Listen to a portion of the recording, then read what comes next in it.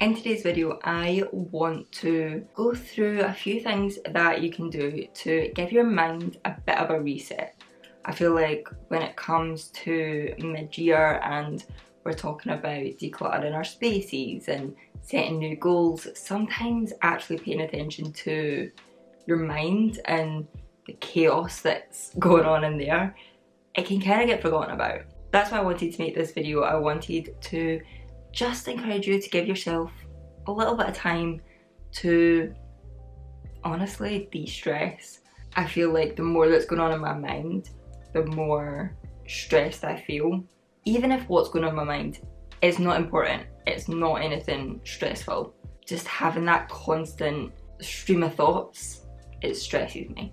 Like this morning, I woke up quite early, not really sure why, and I was playing solitaire on my phone because I'm a really cool 22-year-old.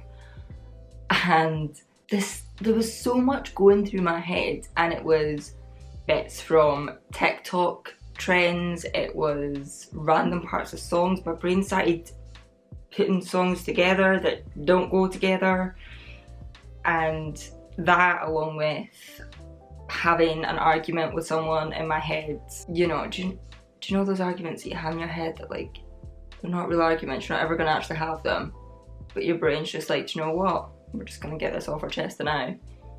All of this is going on in my head. I've just woke up, I'm trying to play a peaceful game of solitaire, and yeah, honestly, I need to shut this up somehow. Like, what is going on? So these are some of the things that I like to do to try and quiet that chaos a little bit.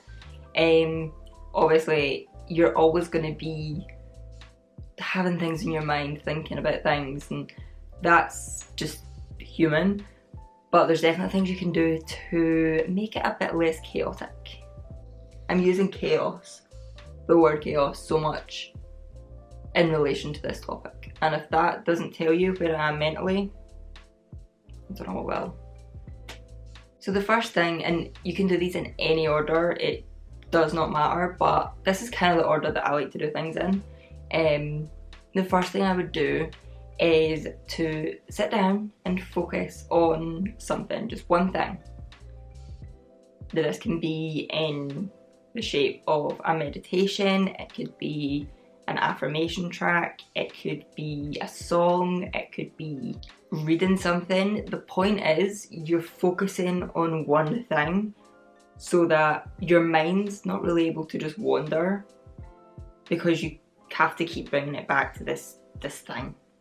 So I used the app Intention for this. I used to use Headspace, which worked fine for me. I didn't love it, didn't hate it.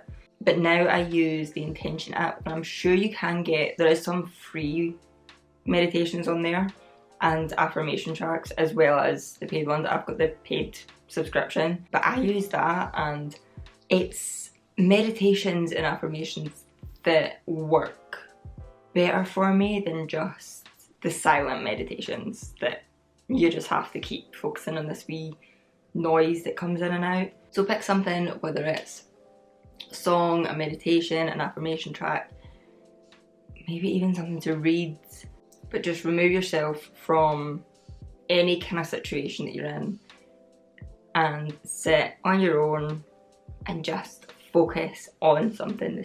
That something doesn't have to be life-changing, it doesn't have to be a meditation that's going to do anything. The only goal here is just to focus on one thing. For me, this seems to be the quickest way to quieten my mind and sort of honestly just kind of shut up a lot of other things that were just there because my mind was wandering, and it makes me feel a lot calmer and a lot more focused. Then the second thing that I find quite helpful is to process how I'm feeling, and that's not always fun, but especially if there's a situation that I'm quite wound up about or I'm stressing about, it's better for me to process how I'm feeling than to let it keep bothering me, because obviously I'm feeling angry or I'm feeling stressed, but I'm also constantly thinking about it. Again, this is something that I use the Intention app for. There's journaling, audio guides in there. Again, I'm sure there's some free ones. I'll have the app linked in the description in case it's something you're interested in. But you can also, there's loads of YouTube videos with journaling prompts, and that kind of thing is quite easy to find if you just search it. But journaling on a specific thing that is bothering me, that is playing on my mind, helps to not always get rid of it. Like, I don't always finish journaling and think, okay, that's now not in my head anymore.